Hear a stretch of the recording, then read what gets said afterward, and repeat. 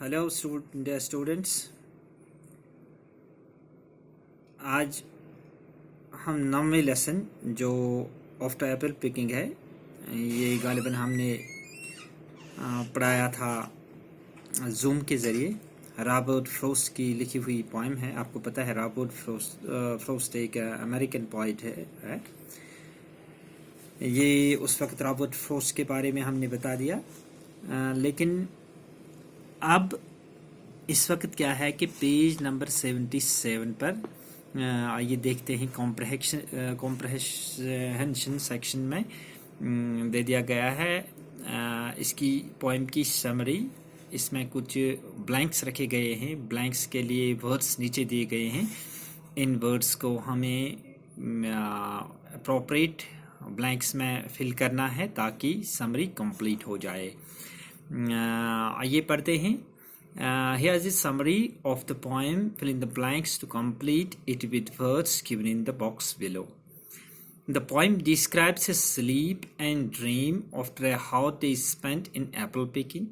The narrator is extremely, यहाँ पर blank दी गई है dash dash, and can hardly keep dash dash though there is a dash. Still left to be filled, and a few apples left to be dash dash. He knows he has gathered a quite large number which have been stored in the dash dash. वहाँ full stop दिया गया है। He can feel the dash dash season approaching and his thoughts are filled with resting. He is quite certain that he will be dreaming of dash. His feet dash dash from having spent hours on the dash dash of the ladder while working. He has been very careful in handling the apples because if they had dash dash, they would be good only for making dash dash. Finally, he wonders whether his sleep would refresh or rejuvenate him like a sleep of woodchuck, which dash dash during the winter. On a deeper level, the poet talks about his dash dash death, which is symbolized as sleep. He still has a few desire left and dash dash and dash dash the mistakes he has made in life.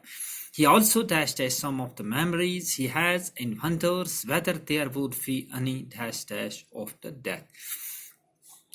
ये मैंने ऊपर पूरा का पूरा जो para दिया गया है समरी का, ये मैंने आपके लिए पढ़ लिया। अब हमें वर्ड्स क्या दिए गए हैं इनको ज़रा देखते हैं।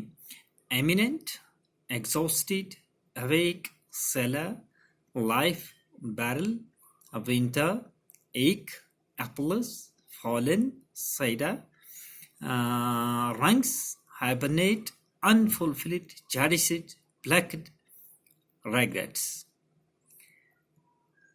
जरा देखते हैं कि पोएम में अब कौन सा वर्ड किस स्पेस पे हम फिलअप कर लेंगे ताकि मीनिंगफुल हो जाए ये पूरा पैराग्राफ जो एज ए समरी दिया गया है। देखते हैं।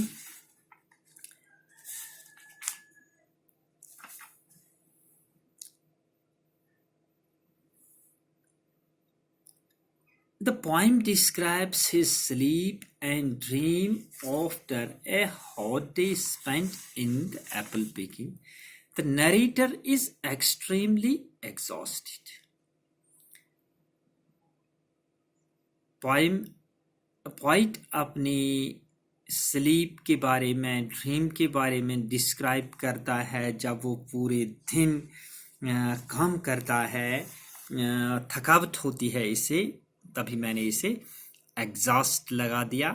And can hardly keep awake, यानी उसमें अब हिम्मत नहीं है कि वो रात देर गई जागता रहे। Though there is a dash still left, though there is a barrel, BARREL, barrel, still left to be filled, and a few apples left to be dash dash plucked. अभी कुछ एप्पल्स तोड़ने हैं, क्योंकि जो इसके पास भरल है वो अभी पूरा नहीं हुआ है, इसको अभी पूरा करना है। तो ये काम इसका अभी अधूरा है। Though there is a barrel still left to be filled and a few apples to be plucked, he knows he has gathered quite a large number which have been stored in the cellar. Cellar of इसमें भर दीजिए. He can feel dash season approach. Winter season approaching, क्योंकि ये autumn था जब Apple picking का काम होता है और उसको पता है ऑटम के बाद ये एक हार्ड वर्क इसमें दरकार है, हार्ड लेबर इसमें दरकार है। इसके बाद विंटर सीजन है जब इंसान को करने के लिए कुछ नहीं होता है, सिर्फ बैठना पड़ता है। एंड से winter season approaching and his thoughts are filled with rusting. He's quite certain that he will be dreaming of apples. यानी इस विंटर में भी उसे किसके ख्वाब आएंगे? एप्पल्स के ख्वाब। His feet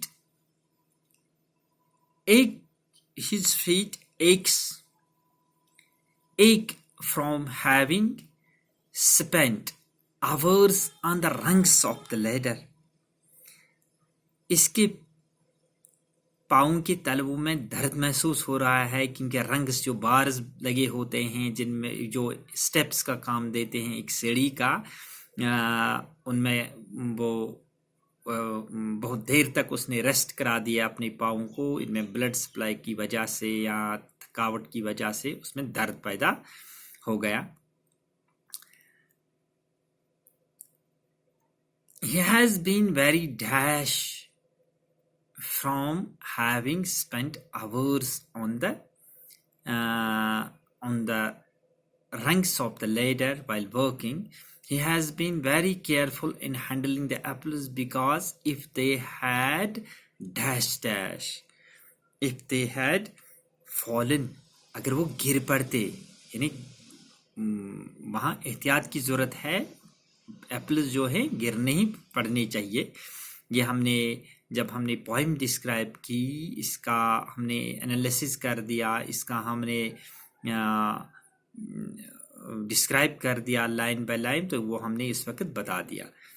They would be good only for making for making cider. यानी अगर आपके एप्पल्स का ये किसी वजह से वो छलनी हो गए, इनमें वो दाग वगैरह धब्बे पड़ गए, तब ये आपके काम नहीं आएंगे, आपको फिर वो जूस वगैरह सिडर वगैरह निकालना पड़ेगा। Finally, he wonders whether his sleep would refresh and rejuvenate him like the sleep of the woodchuck which hibernates during winter. woodchuck एक जानवर है जो हाइबरनेशन में जाता है, लॉन्ग स्लीप में जाता है, कहीं अपनी स्लीप को उसी स्लीप से मवाजना करता है, यानी डेथ उसका मतलब है। On a deeper level of the poet talks about his death, talks about his imminent death. Imminent means sir पर मंडलाने वाली, very approaching, very near. He still has a few desires unfulfilled and regrets. अभी बहुत सारी ख्वाहिशात उसे पूर्ण करने बाकी हैं और वो इस पर बड़ा अफसोस करता है। He also dash of some of the memories. He also cherishes. अभी उसने इसकी कुछ ख्वाहिशात उसके दिल में जिंदा हैं। चेरिशेस का मतलब है दिल में कुछ ख्वाहिशात जिंदा रखना है। whether there would be any dash after death, life after death, जो भी ख्वाहिशात उसे पूर्ण करने हैं अगर मरने के बाद जिंदगी हुई तो इसको वो मरने के बाद भी पूरा कर सकता है। ये रहा जो कॉम्प्रहेंशन में डिस्कशन में दिया गया था हमारी समरी, ये इस तरीके से कंप्लीट हो गई। मैं फिर से बता दूं, पहली वाली फिल इन द ब्लैंक्स में एग्जॉस्टेड है, दूसरी में अवेक है, तीसरी में प्लैक्ड है। पहली वाली में एग्जॉस्टेड है, दूसरी में अवेक है, तीसरी में बैरल है, चौथी में प्लैक्ड है, पांचवी में सेलर है, फिर विंटर है। इसी तरह से एप्पल्स है, एक है, रंग्स है, इसी तरह से फॉलन, साइडर, इसी तरह से hibernates, eminent, unfulfilled, regrets, cherish and finally life. अब डिस्कशन 2 है, पोएटिक टेक्निक्स इसमें है।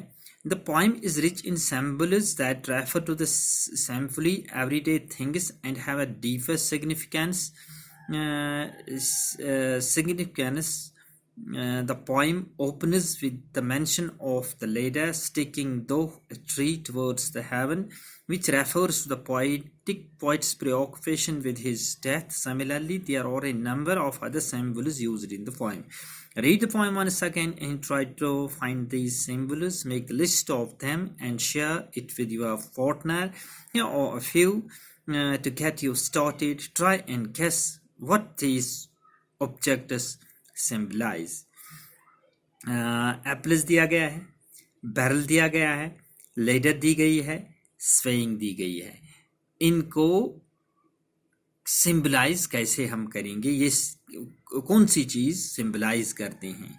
तो पहले एप्पल को दिया गया है, इट मीन्स, या एप्पल पिकिंग को दिया, इट मीन्स इसका मतलब है कंप्लीशन या completing any task in life, hot task in life. जो कोई ज़िंदगी में काम करना हो वो उसको कंप्लीट करना है, इसको फुलफिल करना है, अच्छी तरह से कंप्लीट करना है। इसी तरह से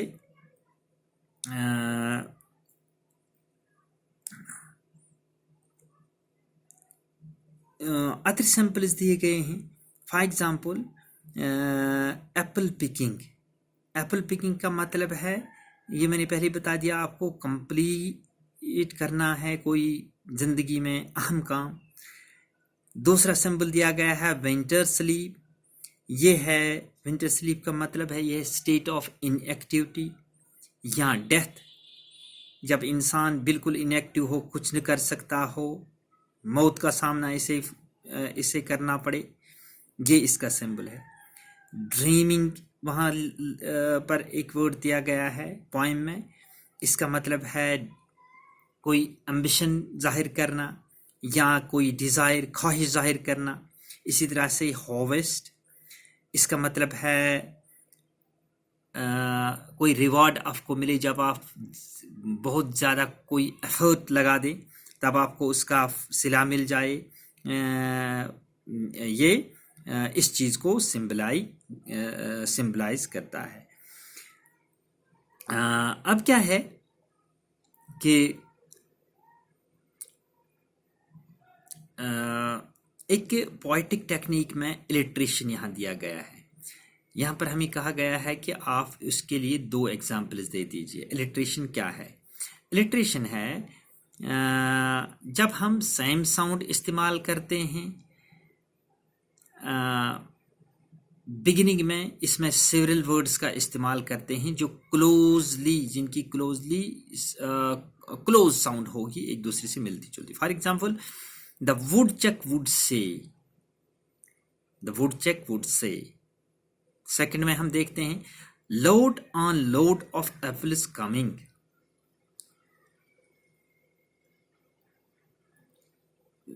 दूसरा एक आपका क्वेश्चन नंबर 7 है, इसको मैं यहाँ थोड़ा बता दूं कि इसमें कहा गया है हमें identify any two symbols that Robert Frost used in the Apple picking. Apple picking में रॉबर्ट फ्रॉस्ट ने कौन से 2 सिंबल्स इस्तेमाल किए गए हैं? 2 सिंबल्स तो बिल्कुल आसान है, एक है विंटर स्लीप, दूसरा है हार्वेस्ट। विंटर स्लीप का मतलब है इनएक्टिविटी या डेथ, और हार्वेस्ट का मतलब है रिवॉर्ड फॉर इन एफर्ट। आप इसको याद रखिएगा।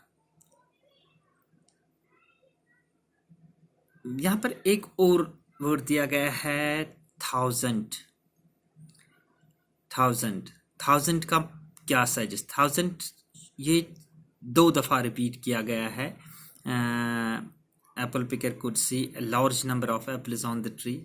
इसका मतलब ये हो गया कि चाहे 10,000 हो, 20,000 हो या थाउजेंड्स हो, जो भी है, इसका मतलब है कि बहुत सारे, इसके इंडिकेट करता है लार्ज नंबर ऑफ।